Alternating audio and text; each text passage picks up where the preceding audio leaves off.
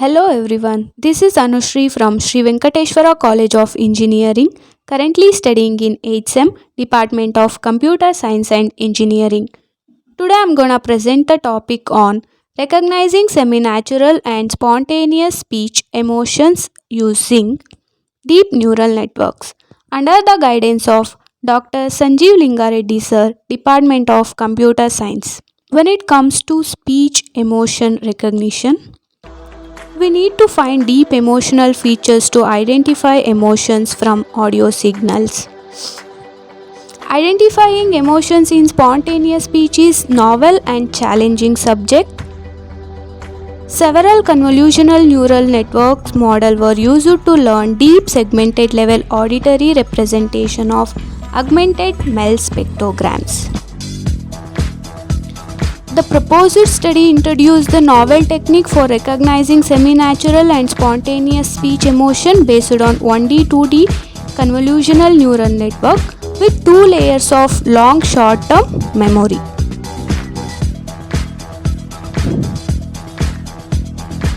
Both models used raw speech data and augmented segment level MEL spectrograms to learn local and global features.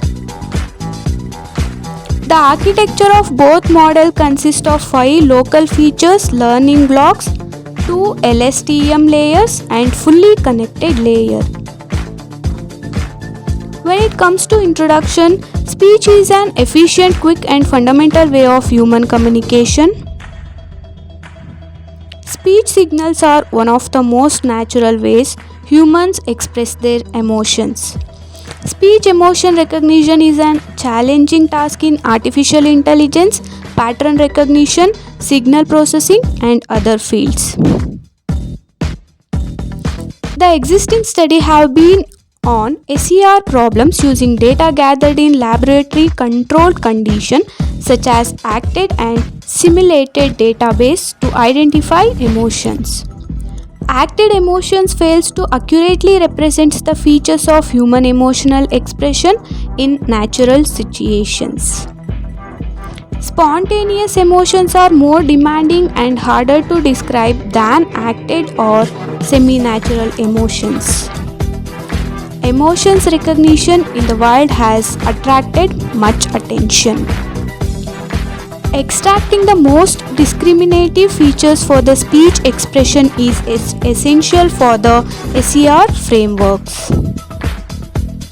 The fundamental emotion characteristics of speech are low-level descriptors.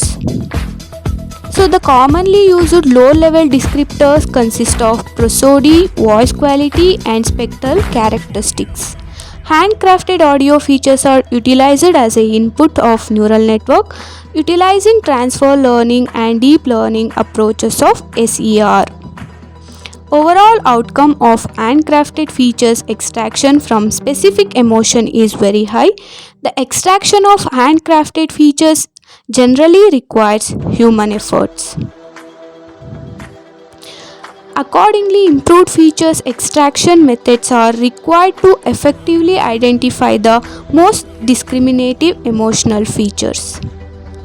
Multiple deep neural frameworks have been utilized for high-level feature learning tasks such as deep neural network, deep convolutional neural network, and long short-term memory recurrent neural networks. DNS comprise one or more underlying hidden layer between inputs and outputs based on the feed-forward architecture. Automated feature learning approaches were developed to acquire high-level features that are accurately recognize human emotions and all have been better result.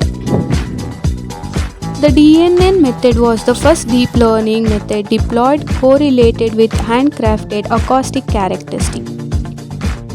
An extreme learning machine is utilized to classify speech emotions and DNN to compress an utterance into fixed length matrix by pooling the last hidden layer action across time. To take advantages of CNN's outstanding performance in computer vision application, 2D time frequency representation generated from acoustic spectra are often into a CNN for SER, and here spectrograms are used to input data of hybrid networks. The main contribution of this concept, considering the augmented MEL spectrogram present various emotional signals for recognizing certain emotions. This proposed study used a multi-scale system for semi-natural and spontaneous data sets. A multi-scale framework with a local feature learning block has been used for spontaneous and semi-natural data set for speech emotion recognition. The following layers are used to extract local level features from raw and augmented data.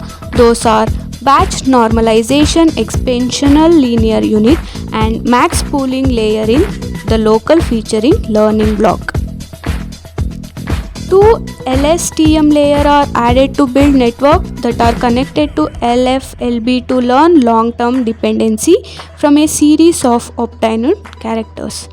1D model can learn many emotional characteristics from raw speech data set, where the two-dimensional model outperforms Model A.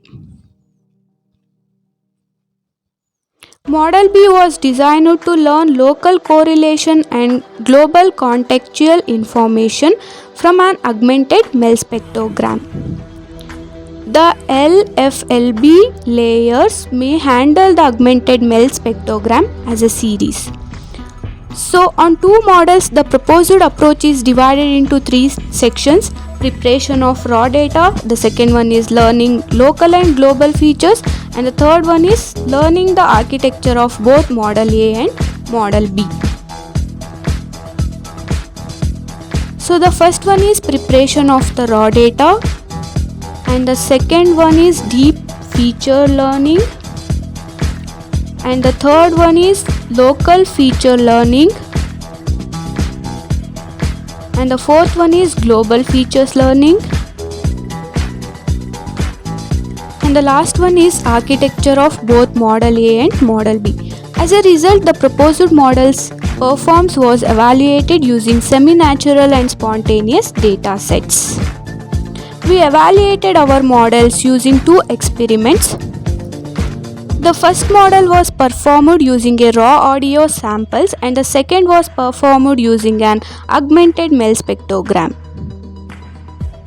Model A is used to extract features from raw audio samples in the presented study, and the Model B extract high-level features from augmented MEL spectrograms. When it comes to demo, as speech-driven user interfaces become more common in our lives, their lack of emotional and social intelligence has become more obvious. Alexa won't detect your emotion. Siri won't pick up on your sarcasm. These are important aspects of speech recognition. Humans perceive emotionally intelligent devices as overall more intelligent, and if we want our interactions with these devices to be natural, they will need to detect our emotions. Speech emotion recognition has a variety of uses, such as human-computer interaction and emotional monitoring in a huge number of fields as varied as health, education, and entertainment. Bjorn Schuler of the Imperial College London looks at more than 20 years of speech emotion recognition's history, its remaining challenges, and what we can expect in the future. The topic of speech and emotion probably started in terms of science with the old Greek literature dealing with rhetoric, but the first patent was actually quite early on. That was in 1978 for recognizing with computers emotion in speech. Since, of course, a lot has happened. For example, in 2008 there was the first paper by my team to use deep learning in terms of recurrent long short-term memory networks for this, and in 2016 we were able to do the very first paper on end-to-end learning. That is a major breakthrough because usually we were dealing a lot with which features are the best. Is it pitch? Is it energy? Is it voice quality? And now the networks can learn entirely by themselves. The key application that people would have on mind for a speech emotion recognition usually at first is human-computer interaction. Monitoring is a general important application field, for example, an operator of a nuclear power plant or simply of your car. Maybe you just want to have a call analyzer that gives you feedback, or even after a talk, a big presentation or a like that gives you feedback, and general well-being monitoring. So looking back at these at least 2 decades of speech emotion recognition, what has actually changed? First of all, the emotions that are being dealt with are much more subtle these days. They're recorded in the wild, meaning we have data coming from people Skyping, for example, people on the phone, people in YouTube blogs and the likes. Of course, we're seeing also improvements in the accuracy of such systems, but the human is still very good at recognizing, for example, regulated emotion or at intentionally acted emotion. These are things where, again, we're just lacking data to train with. Once we have more data, we're quite confident we can do a good job there as well. The difficulty with data for speech emotion recognition isn't the lack of speech data available, it's the lack of data that's labeled with the appropriate emotion. This is due to the ambiguity of emotion itself. If you ask 5 people to tell you what emotion is present in some speech, you might get 5 different answers. Schuler and his team asked at least 5 annotators to label data, and sometimes as many as 60 to 100. Due to the labor involved, that means there is a limited amount of data to learn with. So we were hungry for data that was labeled to pre-train our deep neural networks, and at some point thought, why not use image networks? This has also been considered in speech recognition, and in fact it works like a charm also for emotion recognition.